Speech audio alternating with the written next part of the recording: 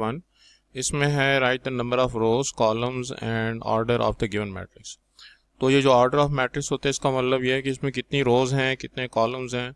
तो इसमें अगर हम कॉलम्स की बात करें तो रोज की बात करें तो ये हमारे पास इसमें एक रो है, और अगर हम इसमें कॉलम्स की बात करें तो इसमें एक पहला कॉलम ये है और दूसरा कॉलम ये है। तो इस हिसाब से इसके अंदर हमारे पास एक रो और दो कॉलम, तो ये जो है इसका हमारे पास ऑर्डर हो गया। तो रोज़ की तादाद और कॉलम्स की तादाद को जब हम लिखते हैं तो फिर हमारे पास मैट्रिक्स का ऑर्डर बनता है। इसी तरह से सेकंड मैट्रिक्स में हमारे पास फर्स्ट रो ये हो गई और सेकंड रो ये हो गई, तो इसका मतलब दो तो इसमें रोज़ हैं। और अगर हम कॉलम्स की बात करें तो ये पहला कॉलम और ये दूसरा कॉलम, इसका मतलब ये कि इसमें दो जो है हमारे पास कॉलम हो गए। तो इसके हिसाब से हमारे पास इसमें दो रोज़ और दो कॉलम, तो ये इसका जो ऑर्डर है वो 2x2 यानी कि दो रोज़ और दो कॉलम। 5/7 हमारे पास सिंगल नंबर है, तो हमारे पास इसमें एक ही रो बन रही है और एक ही कॉलम बन रहा है। तो इसके हिसाब से जो हमारे पास ऑर्डर बनेगा वो 1x1 यानी कि इसमें एक रो है और एक कॉलम है।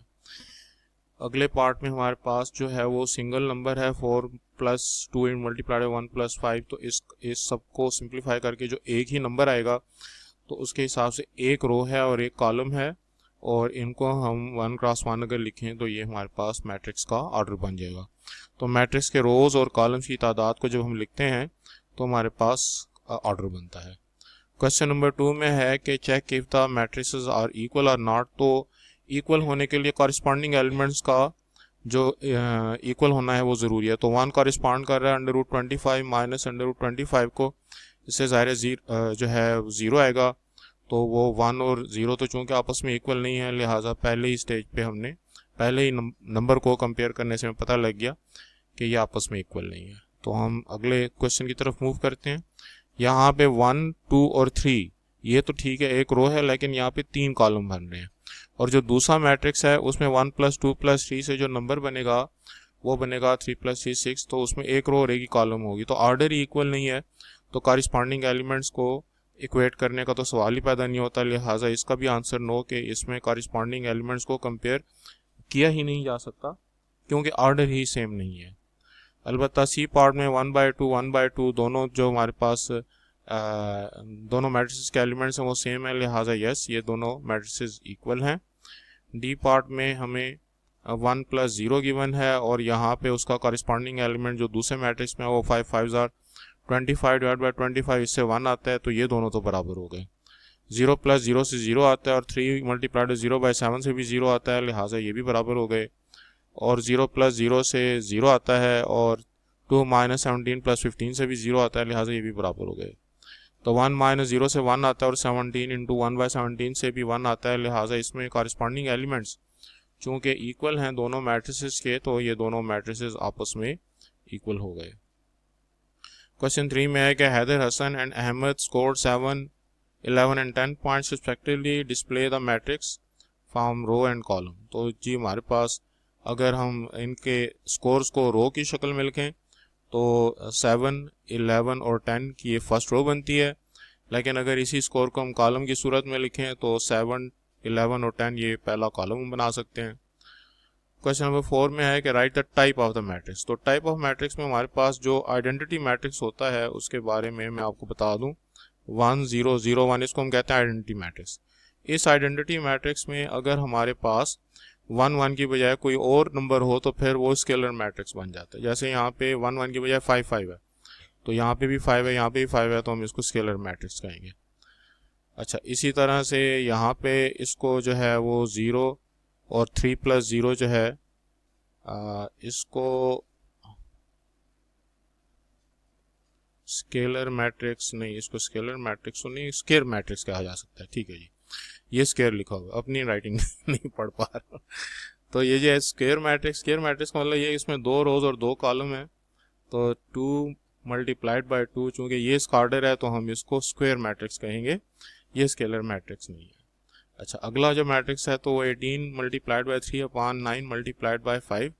तो ये हमारे पास चूँकि एक सिंगल नंबर आ रहा है, 18 × 3 डिवाइड बाय 9 इंटू 5 को सिंप्लीफाई करके जो हमारे पास सिंगल नंबर आएगा तो हम इसको सिंगलटन मैट्रिक्स कह सकते हैं कि ऐसा मैट्रिक्स जिसमें एक ही एलिमेंट है।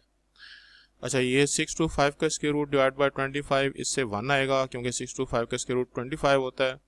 इस तरह 17 to 15 माइनस 32 जो है इससे हमारे पास क्या ज़ीरो आ रहा है? नहीं, ज़ीरो तो नहीं आ रहा, तो ये मेरे ख्याल प्लस का साइन है, मुझसे शायद यहाँ पे गलती हो गई है, इसको ठीक कर लेते हैं जी। ये 17 + 15 32 और 32 माइनस 32 से जो हमारे पास ज़ीरो आएगा तो ये दूसरा एलिमेंट ज़ीरो हो गया। तीसरा एलिमेंट 18 माइनस 19 + 1, इससे भी ज़ीरो हो गया।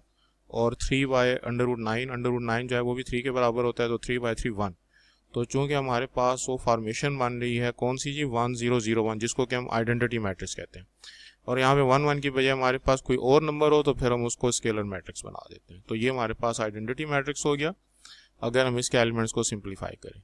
और ई पार्ट में 6 + 2 8, ये 0, -3 + 3 0 और ये भी 8। तो ये दोनों एलिमेंट जो हमारे पास सेम है, 1 नहीं है।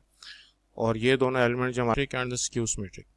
तो सिमेट्रिक के लिए हम ये देखेंगे कि अगर हमारे पास जो फर्स्ट रो है 5 2 3, उसको अगर हम फर्स्ट कॉलम बना दें तो कोई फ़र्क तो नहीं पड़ रहा। इसी तरीके से जो सेकंड रो है 2 9 6, उसको अगर हम सेकंड कॉलम बना दें और थर्ड रो जो है 3 6 3, उसको थर्ड कॉलम बना दें तो हमारे पास मैट्रिक्स पर कोई फ़र्क नहीं पड़ा, मैट्रिक्स सेम ही रहा। ऐसे मैट्रिक्स को हम सिमेट्रिक मैट्रिक्स कहते हैं। तो अगर ए ट्रांसपोज के बराबर हो तो हम ऐसे मैट्रिक्स को सिमेट्रिक मैट्रिक्स कहते हैं। पार्ट बी में भी जो 0 9 हमको फर्स्ट रो गिवन है, इसको अगर हम फर्स्ट कॉलम बनाएं और सेकंड रो -9 0 को -9 0 सेकंड कॉलम बनाएं तो फ़र्क ये पड़ा कि यहाँ पे जो 9 और -9 थे अब वो -9 और 9 हो गए।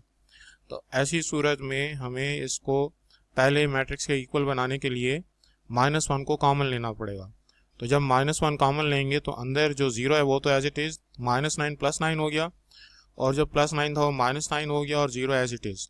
तो ये स्क्यू सिमेट्रिक है क्योंकि -1 कॉमन लेने के बाद हमारे पास जो मैट्रिक्स है वो ओरिजिनल मैट्रिक्स के बराबर आया। तो अगर -1 कॉमन लेने से मैट्रिक्स ओरिजिनल मैट्रिक्स के बराबर आया तो इसको हम स्क्यू सिमेट्रिक कहते हैं। और अगर ये काम -1 कॉमन लिए बगैर हो जाए तो फिर ये सिमेट्रिक होता है।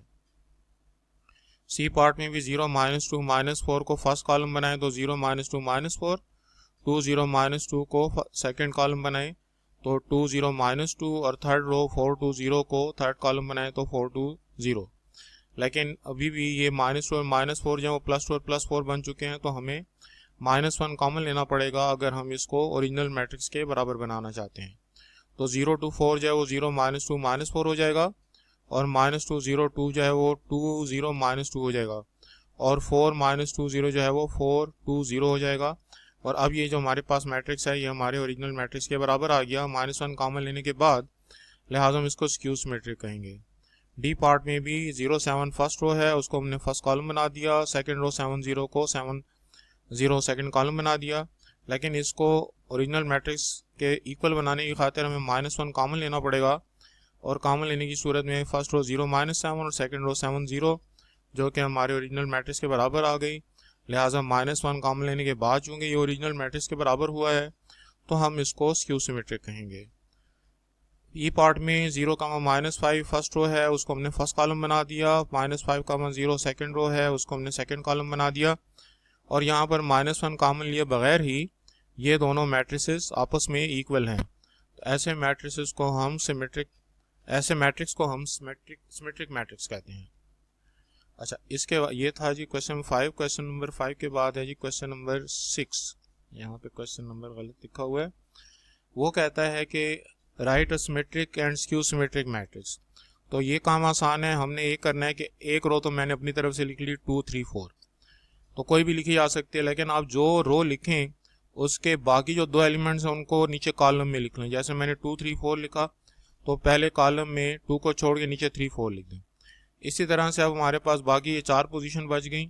इन 4 पोजीशन में से ऊपर की 2 पोजीशन पे आप अपनी तरफ से कोई 2 नंबर लिख लें। जैसे मैंने 5 6 लिखा तो 5 को छोड़ के जो 6 लिखा वो 5 के नीचे भी लिख दें, तो 5 6 रो में भी 5 6 कॉलम में भी।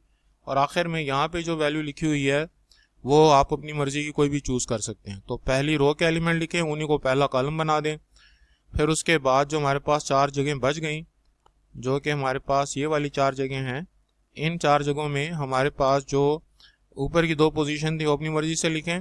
हमारे पास मिसाल के तौर पर जैसे हमने 5 6 लिखा तो 6 को जो है वो 5 के नीचे लिख दें, ताकि जब हम इसको रो से कॉलम में चेंज करें तो कोई फ़र्क ना पड़े। और आखिरी नंबर ये जो हमने मैंने यहाँ पे 7 लिखा है, वो आप कोई भी अपनी मर्जी से ले सकते हैं। अब अगर आप इसका ट्रांसपोज लें तो ये सिमेट्रिक ही रहेगा, इस पर कोई फ़र्क नहीं पड़ेगा। आप चेक कर सकते हैं। मिसाल के तौर पर अगर आप इसको ट्रांसपोज लें तो पहला रो जो है 2 3 4 वो पहला कॉलम बन जाएगा, दूसरा रो 3 5 6 दूसरा कॉलम बन जाएगा, और 4 6 7 तीसरा रो तीसरा कॉलम बन जाएगा। और आप देख सकते हैं कि मैट्रिक्स पर कोई फ़र्क नहीं पड़ा। इसी तरह से स्क्यू मैट्रिक्स लिखने की खातिर आप जो फर्स्ट रो ले रहे हैं वही फर्स्ट कॉलम बना दें। फ़र्क सिर्फ ये है कि साइन चेंज करें। जैसे यहाँ पे +2 था तो उसको -2 कर दें, -3 था तो उसको +3 कर दें। इसी तरह से अब आपके पास जो 4 जगह बच गई हैं उसमें ऊपर की 2 जगहों में अपनी मर्जी का कोई भी नंबर लिख दें। जैसे मैंने 04 लिखा, तो अब आपने इनका जो साइन है वो चेंज कर देना है और बाकी जो उसको कॉलम बना दें। 04 को जब मैं कॉलम बनाता हूँ तो 04 तो 0 के नीचे 4, लेकिन साइन चेंज कर देना है। और आखिरी वैल्यू जो है उसको मैंने 0 लिख दिया एहतियातन कि भाई मुझे वो साइन का चक्कर ना करना पड़े। लेकिन बहरहाल यहाँ भी जो भी लिखेंगे उसको हम बाद में बेहतर यह है कि उसको हम 0 0 रहने दें, तो स्क्यू सिमेट्रिक ही रहेगा। तो इससे अगर मैं बना लूँ इसका ट्रांसपोज ले लूँ तो 0 2 -3 -2 0 4 और 3 -4 0। और अब अगर मैं इसमें से -1 कॉमन ले लूँ तो -1 कॉमन लेने से 0 -2 3 और 2 0 4 -2 जो है वो +2 हो गया, 0 0 हो गया, और +4 -4 जो था वो +4 हो गया।